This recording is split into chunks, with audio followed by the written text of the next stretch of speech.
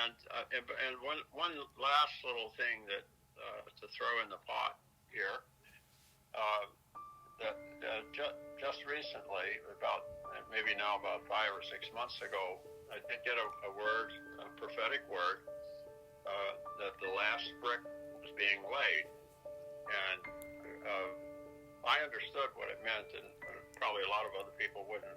What does it mean? The last brick is being laid. Well, the last brick of the Tower of Babel is being laid. Oh.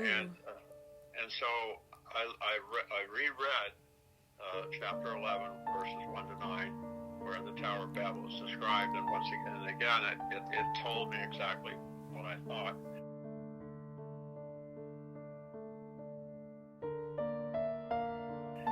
And I started reading then in Revelation in chapter 11, 12, 17, 18, 20, and 22, all dealing with the dragon and the beast and the second beast and the image of the beast. We are in the age of the image to the beast of the first beast. And the first beast is the beast that built, among other things, built the Tower of Babel. It was an effort to centralize government, for mankind to have kings that ruled in tyranny over all the people. It's in there in the description of the Tower of Babel. They were to gain all kinds of knowledge. That's the tower itself was knowledge that would allow them to reach even up to the heavens. That's physical knowledge of physics and science and chemistry and everything. And then the second beast came along and had 2 horns. I'm giving you a very quick summary of this. And the second beast built an image to be worshipped to the first beast. The second beast built an image to be worshipped to the first beast.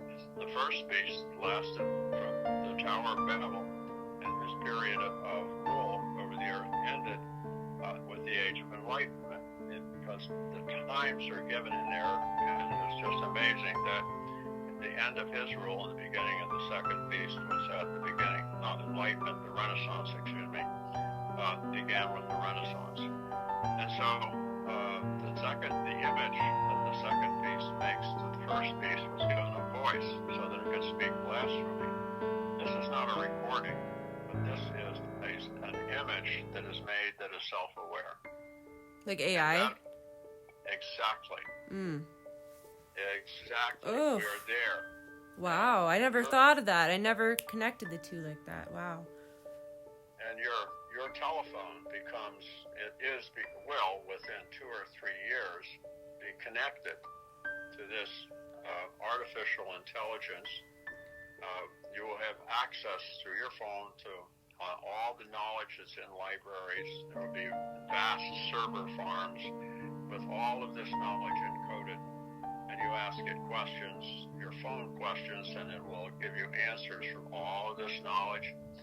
If you have an ailment, you talk to your phone. That's the voice. Oh my gosh. Your virtual doctor will give you a diagnosis and tell you what to do.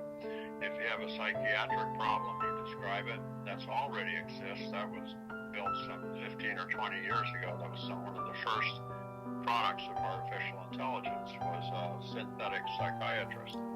And you can put information in about your mental health conditions, answer questions, and it'll come and do a diagnosis of what your problem is. So what will happen, this is now jumping to the conclusion of this, your phone will be like God to you. I'm not saying it to you personally because you're different. You know where God is. He's not a phone. He's not a machine. He's the creator that lives up in the heavens. But to this generation that is out there today that doesn't know God, that created the heavens and the earth, when their phone starts talking to them so intelligently and so brilliantly and giving them so much help in their life and analyzing their own illnesses or problems, and so much guidance that phone is going to be worshipped as God. And that's the blasphemy that takes place at that time, that people make their phones their gods. Of course, that's not the God of the universe, but that's what's going to happen.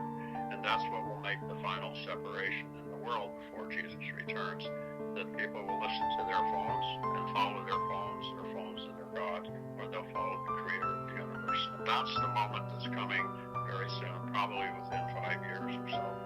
In my opinion, right now, it's about 5 years.